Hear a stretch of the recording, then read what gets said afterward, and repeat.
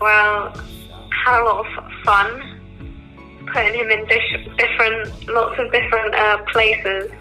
Yeah, basically just was running around the kitchen and the house, just having a good old laugh. I put him in the oven, put him in the coffee machine. That's quite fun. Oh, and in the club, well, this was quite an experience. A lot of people thought that he was a voodoo doll and that we were both mental carrying this thing in. I had it tucked into my trousers for quite a while, and Olivia kind of like took him into the toilet and befriended loads of random people with him, and it was just really funny. I think the funniest moment was when like the super drunk gay guy like properly flung him across the club, and I actually was like, no, Jim, and I had to run after him. Look back, hold on to the last. So, when you gave me Jim, I was so excited. Obviously, I called him Jim because we had a conversation earlier and you were like, oh, as long as you don't call me Jim, that's fine. So I was like, okay, well, this is like little James, so I'm calling him Jim. And I was really excited just because I'd seen this big one being pushed around.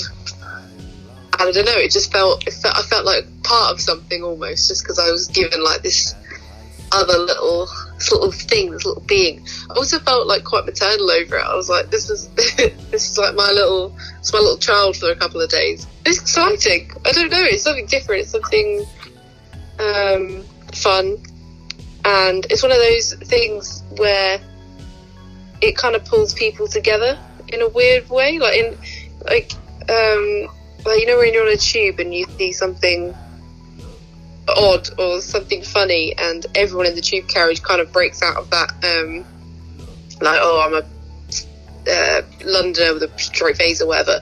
Everyone kind of breaks out of that and it becomes a bit more like community feel. For me, it kind of does that. Oh my god, it was brilliant. It was so fun. It was like a last minute decision to bring him, and I was like, it's got to happen, got to go. Obviously fueled by a little bit of alcohol, that decision was made. I wasn't shy about like pulling him out. I was like, oh, meet my little thing Jim, and everyone loved him. All the girls in the bathroom were like, I love him, and like they wanted to follow what he was up to and stuff like that. Apart from the guy that threw him across the club, that wasn't cool. But everyone else like really loved him, was like, oh my god, and I hold him like quite precious, and it was funny. And apart from the bouncer, when I brought him in, was like, you know, when she was searching me, she was like, what the hell is that? And I was like, so I studied graphic design. This is my friend's project. She was like, all right.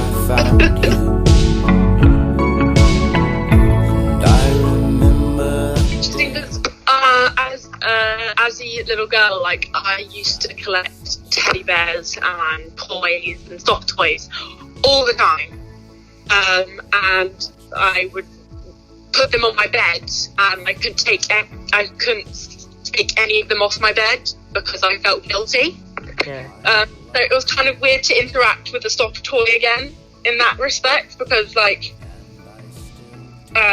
when I come home to it, like at night, I kind of don't want it to feel like, I don't want it to be on the floor and stuff like that, because it's like connected back to my childhood, because I feel bad. In terms of interacting with it, I don't want to like draw in it. I don't want to like put it in the bin, or like, you know, like put it in the water or do anything dramatic to it. I almost like preserve it, like I used to do with my toys as a child, because it's nostalgia, and it's kind of like embedded into like how I would treat that sort of object. Like, you wouldn't put your toothbrush on the floor.